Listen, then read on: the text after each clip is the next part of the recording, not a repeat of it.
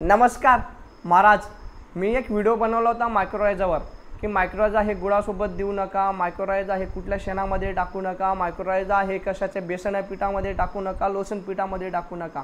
बऱ्याच जणांनी मला खूप शिव्या दिल्या, देणं बरोबर बी आहे, त्यांच्या डोक्यात बटाटे घातले गेले होते, तेही काय करणार आहेत। तर मित्रांनो, अजूनही मला त्याच्याबद्दल विचारलं जातं की हे खरंच का, हे थोडी फंगीतोडी आहे, हे गुळामध्ये याला मल्टिप्लाय होतं, असं होतं तसं होतं।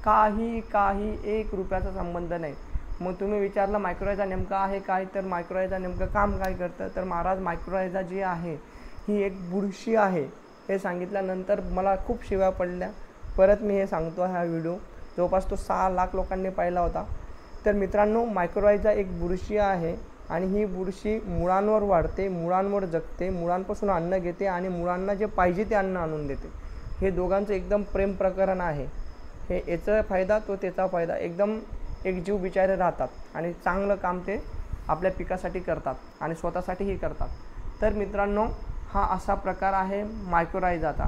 तर मित्रांनो, मी जे सांगितलं तो गुळामध्ये किंवा शेणमध्ये काय म्हणतात आपल्या खतामध्ये शेण जे आहे ते, किंवा मग आपलं बेसन पीठ वगैरे टाकू नका का, की मित्रांनो ती फक्त मुळांच्या संपर्कात आली तरच जगते। ती ना कुठल्या गुळावर जगते, ती ना कुठल्या शेणखताच्या पाण्यावर जगते, ना कुठलं तुमचं कल्चर तयार केलेलं असेल त्याच्यावर जगते। तर मित्रांनो, मग त्याच्यावर खर्च करून तुमचा काय फायदा, बरोबर आहे का नाही।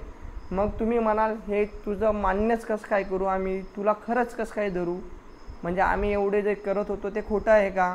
तर मित्रांनो, काही गोष्टी इथे आहेत ज्या मी माझ्यापेक्षा हे तरी चांगलं सांगेल, तर थोडक्यात सांगतो आणि मी अर्थही समजवण्याचा प्रयत्न करतो मित्रांनो।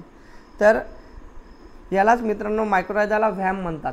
व्हॅम म्हणजे मित्रांनो 3 प्रकारचे मायक्रोरायझा आहेत, त्याच्यापैकी 2 मायक्रोरायझा इथे मेन्शन आहेत आपल्या फॉरेस्टसाठी, म्हणजे आपल्या ॲग्रिकल्चरसाठी, म्हणजे तो म्हणजे एक्टोमायक्रोरायझा आणि एंडोमायक्रोरायझा। आता एक्टोमायक्रोरायझा जो आहे तो म्हणजे मुळांच्या वरती जगणारा आहे आणि एंडो म्हणजे मुळांमध्ये राहून जगणारा मायक्रोरायझा। असे 2 प्रकारचे मायक्रोरायझा आहेत। तर मायक्रोरायझा ॲक्च्युअलमध्ये काय आहे महाराज, त्यालाच व्हॅम म्हटलं जातं। व्हॅम म्हणजे vascular arbuscular mycorrhiza is a fungi. महाराज बघा, बघितलं का, फंगी म्हटलेलं त्यांनी। फंगी म्हणजे काय, बुरशी। तर मित्रांनो, is belongs with the phylum glomeromycota, त्याचा ग्रुप आहे। It is the belong with the phylum symbiont with the terrestrial plant roots. आला का मित्रांनो अर्थ, म्हणजे याचा अर्थ असा आहे की मायक्रोरायझा ही एक बुरशी आहे। ही बुरशी फक्त मुळांवर जगते आणि मुळांना अन्न आणून देते। तर मुळांमधनं अन्न काय आणून देते महाराज, तर मेन अन्न जे आणून देते ते तुम्हाला थोडक्यात सांगतो महाराज।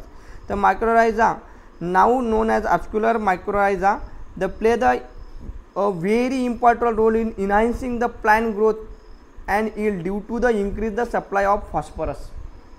मित्रांनो, खूप मोठ्या प्रमाणात फॉस्फरस अपटेक करण्यासाठी मायक्रोरायझाचा रोल प्ले होतो। डिसीज रेजिस्टन्ससाठी मायक्रोरायझाचा रोल प्ले होतो महाराज। वॉटर अपटेकसाठी मायक्रोरायझाचा रोल प्ले होतो, म्हणजे पाणी घेण्यासाठी एवढं काम करतं महाराज। मुळांवर जगून मुळांच्या 700 पट जमिनीमध्ये वाढतं महाराज, हे आहे मायक्रोरायझा। पण हे फक्त आणि फक्त मुळांवरच जगतं। जसं मासा जो असतो तो पाण्यातच जगतो, तो जमिनीवर आणून टाका, तो तरफडून मरून जाईल पण जगणार नाही। अजून पुढचं सत्य जर मी बिगर पुस्तकाचं तुम्हाला सांगितलं ना महाराज याच्याबद्दल, मायक्रोरायझाबद्दल, तुम्ही चपला जोडे घेऊन मला मारायला सुटणार। मी जर सांगितलं तुम्हाला की हे केमिकल बरोबर चालतं बा, तुम्ही म्हणाल साला तू काय डोक्यावर पडला आहे का। हां महाराज, मग मी असे सत्य तुमच्यासमोर आणले का तुम्ही शिवास देतात। ठीक आहे, तुमच्या शिवास सर आखो पण माझं सत्य समोर आणायचं काम आहे। तर पुढचा एक पॉईंट आहे, तोही पॉईंट वाचतो मी। तुम्हाला नाही समजला तर तुमच्या जवळपास कोणी इंग्लिश वाचत असेल, समजत असेल तर तुम्ही समजून घ्या, मी समजवूनच देईल त्याचा अर्थ तसा। तर मित्रांनो, हे पुस्तक आहे bio fertiliser for the sustainable agriculture. तर मित्रांनो, हा जो पॉईंट आहे चौथा, तर तो चौथा पॉईंट मी वाचतो। It can be use together with the agriculture chemicals, म्हणजे मायक्रोरायझा तुम्ही टुगेदर म्हणजे एकत्र वापरू शकता ॲग्रिकल्चर केमिकलच्या। Mycorrhiza is the durable with the several chemical substance, for example pesticides आणि हर्बिसाइड्स। तर मित्रांनो, काही मुद्द्याचे हर्बिसाइड आणि पेस्टिसाइड सांगतो मी महाराज। जसं की महाराज हर्बिसाइडमध्ये ग्लायफोसेट, जसं आपला राऊंडअप वगैरे त्याच्यासोबत चालतो। जर तुम्हाला हे मी बिगर पुस्तकाचं सांगितलं ना, तुम्ही दणके म्हणजे तुम्ही चपला घेऊन सुटाल, कारण की तुमचं आहे ते तुम्हाला असं सांगितलं। तर अजून दुसरी गोष्ट आहे, दुसरे पुढचे कार्बोफ्युरॉन, जे आपण कार्बोफ्युरी वगैरे वापरतो त्याच्यासोबत वापरू शकतात. Methyl preparation, methomyl. नंतर महाराज बुरशीनाशकांमध्ये तुम्ही Z78 येतं बघा, ते काय म्हणतात मेन्कोजेब, झिनेब, या अशा बुरशीनाशकांसोबत हे चालतं. हे सांगितलं असतं मी तर तुम्हाला पटलं नसतं महाराज. या अशा पद्धतीने मी खूप मोठं चॅप्टर आहे, मी खूप डिटेलमध्ये तुम्हाला सांगत बसत नाही की हे बनलं कसं. आता मी हे मायक्रोरायझा नेमका शोध कसा लागला ते थोडक्यात सांगतो. तर मायक्रोरायझा मित्रांनो झालं असं की एक अवलिया सायंटिस्ट आला आणि त्यांनी बघितलं 2 झाड आहेत साले एका शेतामध्ये, हे खूप वाढून गेलं, हे कमी वाढलेलं आहे, सगळं तर सारखं गेलं आहे. मग काय केलं, मग तो काय करतो मला रूट्स कट करतो दोघांच्या आणि लॅबमध्ये टेस्ट करतो. तर त्याला लॅबमध्ये एका रूट्सवर एक बुरशी वाढलेली दिसते. तिचं नाव असतं मला वस्क्युलर ॲबॅस्क्युलर मायक्रोरायझा, म्हणजे हे त्याचं नाव त्यांनी दिलेलं आहे असं समजा तुम्ही त्याच्याच मनाने.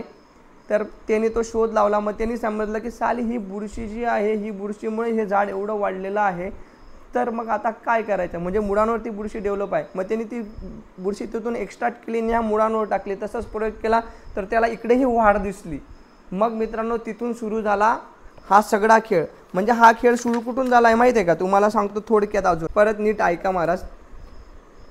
तर महाराज in Thailand endomycorrhiza bioportal has been investigated 10 years ago.